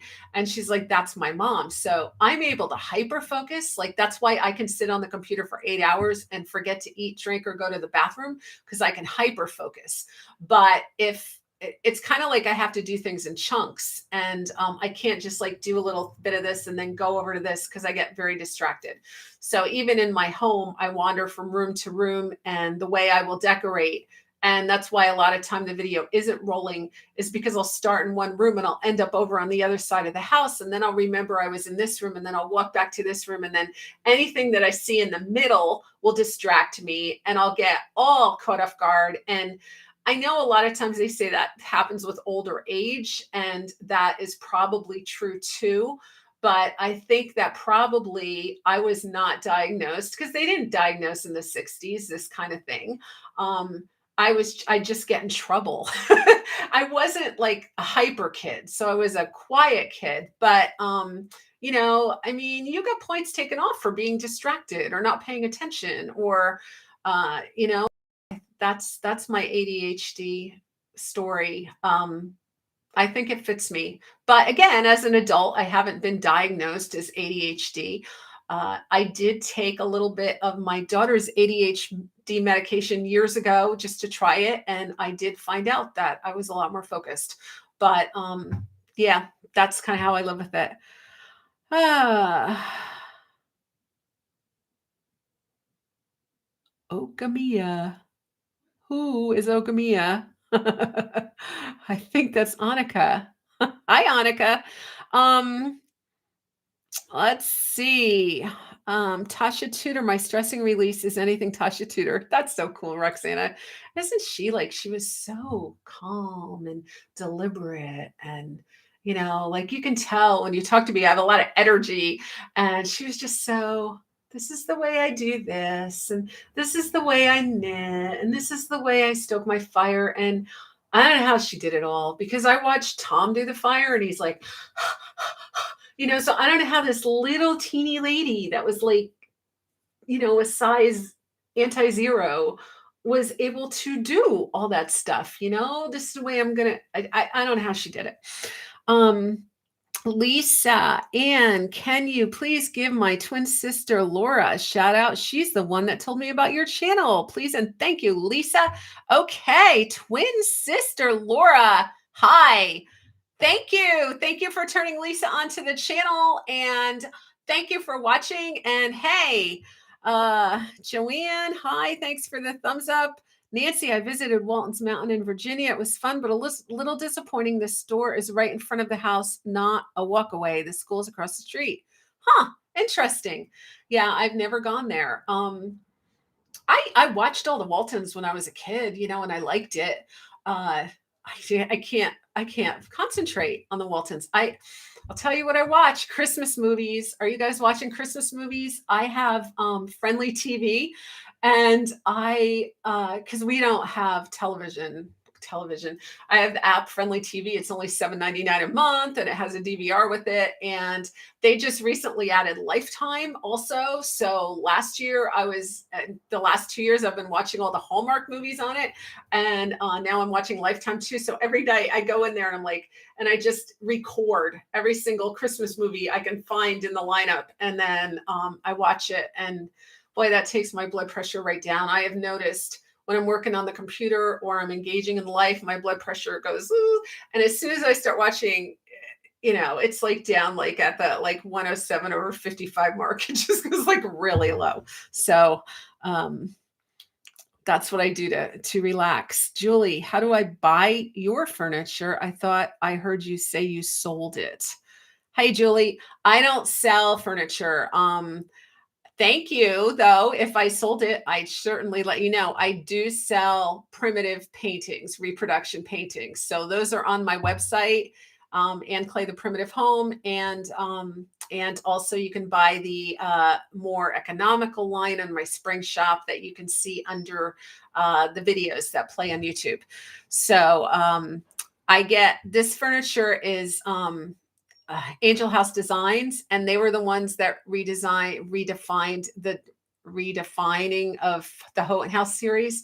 So, but most of these I actually purchased on Facebook Marketplace secondhand. So I did buy one new thing there, or two new things there, but most of it I bought all secondhand. Let's see. Oh, your counselor thinks you have ADHD as well, but it hasn't been tested. I think it's time for that little test. Okamiana, time to get tested, honey pie. Um, let's see. Enjoyed this very much, Anne. Thank you for your time. Thank you, Julie. Very good. Nice to see you. And again, check out Julie Keeper in my home. She's got a lot of Christmas tips going on right now. So that's really fun. So keep the questions coming. I'm going to hang around for another 15 minutes. That'll make this a 2-hour thing. So anything that's burning in you, let's get those questions going, and I will read them and respond to them. I can't believe I've talked on my own without Tom, my wingman, for almost 2 hours. Do you know, I do have a podcast. It's called Embracing the Simple Life. And that is some place that I can just chat and, go with chatting. I haven't done a lot of episodes in the last few months because I've been focusing on my YouTube videos. So I'm hitting it hard the month of December with my YouTube videos. You guys are getting a whole lot more videos than I normally do. I also have a YouTube membership where I will put up some behind the scenes videos. They haven't been getting as many this month. I'm so sorry, because I've been putting up every single day on YouTube. But come January, I'm going to go back to twice a week, and maybe 3 times if I have something I'm burning to show you. And but the month of December, I wanted to just give you guys a whole bunch of videos, and the ideas have been just flying in me, and so many opportunities. So there's at least 5 or 6 homes we're going to see yet. Some of the people are working on their videos and they're sending them to me. And then again, for those of you who have just joined me, we are opening it up to viewers home tours again. Send me your videos and your photographs. Make sure you go sideways, horizontal with your camera. Make sure the lighting is good. If you send a video, which I love, don't have music in the background, especially if you talk, because I can't use any other music. YouTube will flag it. And if you want to give us a tour and talk, I would love that. If you want to just give us a video tour, that's fine too, but just really slow, no shaky. And it's really easy. It took me forever to learn not to make people dizzy. All of my home movies for my kids were dizzying. Good night, Tracy. Thanks for coming. Did Tom eat his dinner yet? Would love to see him tonight if he's not too tired. Hey, Tom. I have a feeling he went back to work, Doris. Either that or he passed out on the couch. He obviously is feeling too tired to join us tonight. I'm sorry. I will get him to join us another time. It's when I scheduled this live, I didn't tell him about it. He read it on Facebook just like everybody else. um, Christmas movies. I don't have television like cable, etc. Just videos watched on TV. Okay, Roxana. Yeah, I do it. We have our TV hooked up to a Roku and get some of the apps. And so we have like Netflix and Hulu and Friendly. I think now we actually have Disney too, and we've got some other things. So let's see. Josephina Sharp. I'm new to your channel as of the other day, so I don't know much yet, but I love primitive decor. Where is the cheapest or best places to pick up special pieces? Hey, Josephina. Welcome. Thank you for joining us. I'm so excited. Watch all my old videos. That'll tell you a lot, but I don't know where you live, so I don't know where you can pick up your primitive pieces. But we do have a lot of stores that I do shopping videos from, and most of them ship. So that's a really great thing. And if you're in New England, Bernat Antiques, Primitive Goods, Country Bumpkins all have actual antiques that they sell. Tessier's Changes of Time does beautiful primitive reproduction pieces that are absolutely gorgeous. And Angel House Designs does, if you're in New Hampshire, Flying Pig, Chris from Walker Homestead owns that. And that's a big antique mall that would have some really cool primitives. So there's a lot in New England.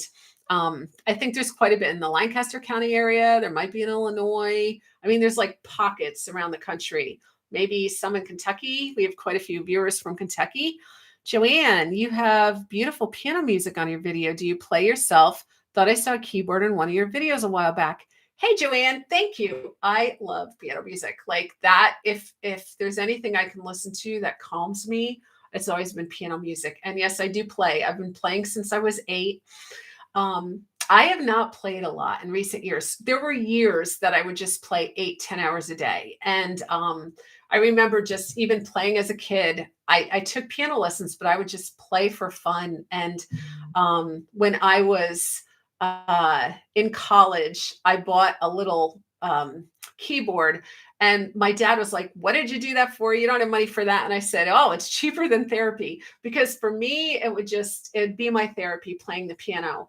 I haven't played a lot in recent years, sadly, because my sister died. And there's something about playing the piano that stirs your soul.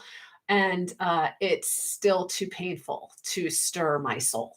So I know that it would be therapeutic to do it, but I don't. Right now, I do have a piano. It is in my front foyer that we closed off with a barn door, and I made that into a little music room, hoping that I would get excited about playing.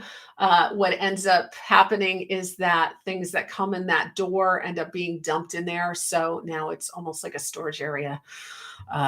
So yeah, but someday maybe I'll play a song on the channel when I start playing again and feel like I want to. Do they have to be Christmas decor picks? I decorated with 2 pine picks. Keep a candle between them and make that Christmas. Well, we're trying to give everyone inspiration, but maybe like a little later on, we could do just like show us your homes pics again. We did that last year when the pandemic, we were all in lockdown. We did that, and that really helped everybody feel. Was that last year or the year before? I guess that was last year when we were all on lockdown.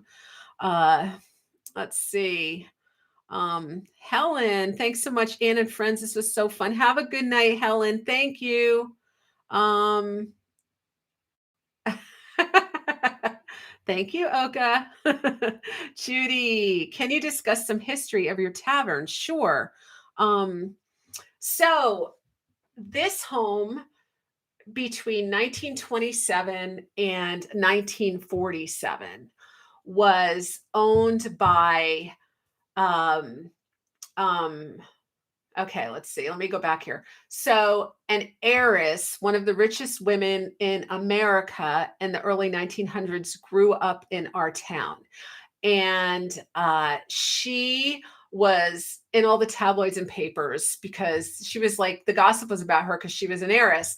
And she was in a bad marriage and got a divorce. And in the early 1900s, getting a divorce was not really, it was really frowned on. And she was in the tabloids. So she went to Paris to escape the papers. And while she was in Paris in a nightclub, she met a handsome man. She was in her 40s. She met a handsome man in his early 20s. He was about 6'8", and he wooed her. And she brought him home to Connecticut and married him from Europe. Only then did she find out that he was already married to another woman that he had kind of abandoned a few years earlier. And her very rich father, who was involved in steel company and the railroad and Nabisco and all this stuff, he was one of the richest men in America at the time, paid off that other wife so that his Marion, his daughter, could be married to who we lovingly called Fonzie. Now, Fonzie was a Russian fascist leader in the making. And he was using her money to gain fame all over the world, where he was trying to recruit an army to take over communist Russia, because he was from Russia. His father had been assassinated. He also had a sister there and a brother-in-law, and the brother-in-law had attempted to kill Stalin, I guess, and he was now fleeing for his life. Okay, so when they come back here, Marion and Vonzi purchase a house next door to us, and she purchases this house that we live in for her sister-in-law, who is a really great chef, and her husband, so that they can leave. At that point, they were in China, so they could leave and come to America and flee that threat of persecution. So Natasha and Lev move into this home with their son, Andy, and they turn my home into a restaurant from 1927 to 1947. So that's actually where our tavern started. So what is currently the tavern was initially the kitchen in this old cape in 1780. And in 1927, they actually added the cage bar. They added a bar. They inlaid some coins in there that I was hoping had value, but they don't, because I thought, wow, I could just pull one of these coins out and pay my mortgage, but that didn't really work. So anyway, they had this whole thing into a Russian restaurant. It was like a tea room. It was a bar.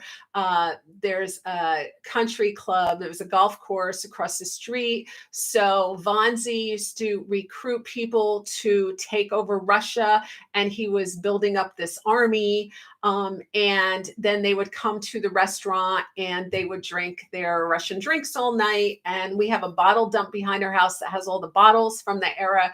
And they do plays in our barn, because we have a stage on our barn, and then under our barn there's this little area that we use for storage, but you can actually flip open these little panels, and they used to serve drinks under the stage for people watching the plays. So movie stars came here, and Fonzie loved to act, so he put on plays all the time.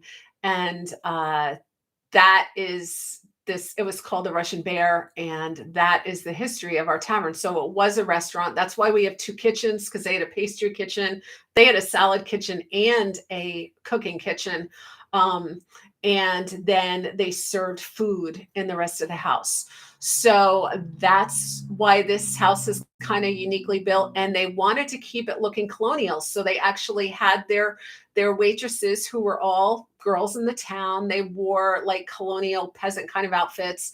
And I think they went more with the Russian peasant kind of outfits because they were serving Russian food. But that's the history. And then their son, Andy Mamedoff, actually became a Eagle Squadron pilot who went over and fought in World War II before the US got involved. So he gave up his citizenship and flew planes, and he actually flew in the Battle of Britain that saved Britain from German occupation. And unfortunately, he lost his life on one of his missions when he was out flying. His plane crashed. And so they were all very sad. Also, Vanzi gave away money to someone who was supporting Hitler, thinking that he could then weaken communism. And he got hauled off. J. Edgar Hoover was watching him, and he got hauled off to a mental institutional jail as a spy for many years.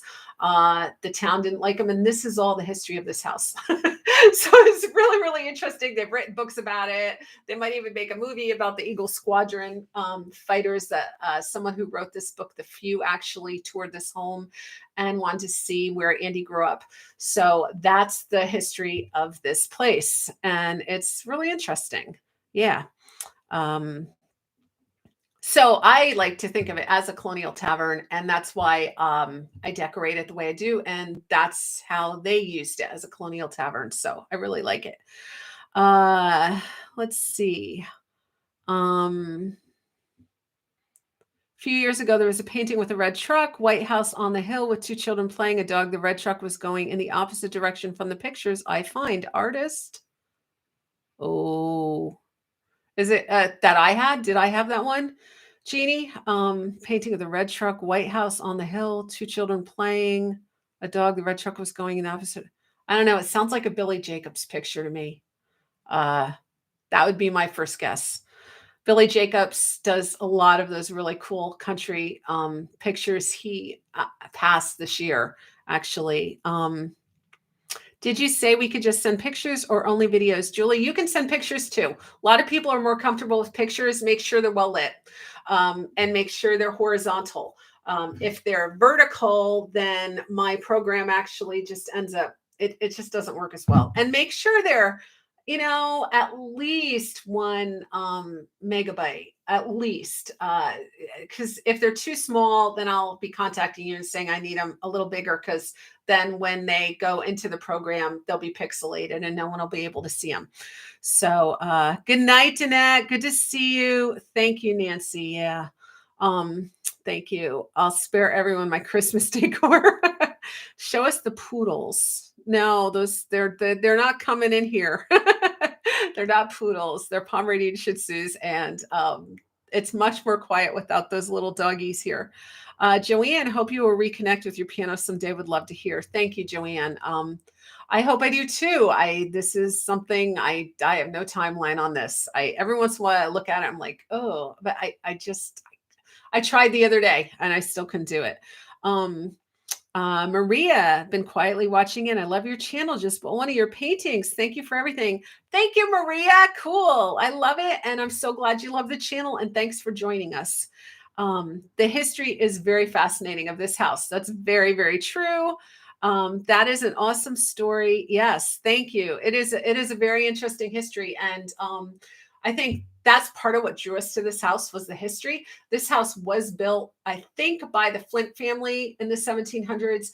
And at one point, George was actually the district judge in the area. So he was the first district judge here. So there's just been a lot of interesting things that have happened in this house. And I kind of like to think that there's something, I don't know, I feel connected to all these people when I'm in the same house that they're in, like the walls are connecting me. I say this when people come over, and I actually really believe this, and it sounds so weird, but I think this house is really happy to have people in it. And I think that when there aren't a lot of people in this house isn't as happy. Like probably it's been crying the last few years because there's hardly been anyone around here. But, I used to have, like, if I had a whole bunch of people over, I just felt like when they left, I just felt like the house was like, oh, because there were so many people in this house. I mean, you can see this as a restaurant, people playing music, people dancing on the patio, people playing bridge out under the big maple tree that is no longer here. I mean, there were just so many cool things about the history. And I get to inherit that and just kind of enjoy it. So Yeah. Okay, guys. Well, it's 9 o'clock. Thank you for all who have joined me tonight. Thank you for all who are going to join me later on. And thank you for sticking with me for 2 hours. I love you all. Thank you so much for being a part of this channel. I can't say it enough. I've met such great people just through YouTube. This has been so much fun. And again, if you have video ideas, feel free to tell me. Join my Facebook group. I'm on Instagram too, and Clay the Primitive Home. I don't post pictures there every day because I just get overwhelmed. I'm doing so many social media things. But, I do check Facebook at least once a day, and you can message me through Facebook and I will answer. If I don't answer, it's because sometimes I don't notice that I have a message from someone. And so, uh, oh, vintage. Hello, I recently found your channel. My husband and I have been binge watching your YouTube between the Christmas movies. That is a huge compliment. Christmas movies and Clay the Primitive Home. Thank you. I'm glad that you're enjoying the videos. Thank you so much for being a part of our community. Vintage Crystal, I love it. I love it. Good night, everybody. Love you all. And I will catch you soon again. And in the meantime, have a great weekend. Okay. All right. Bye.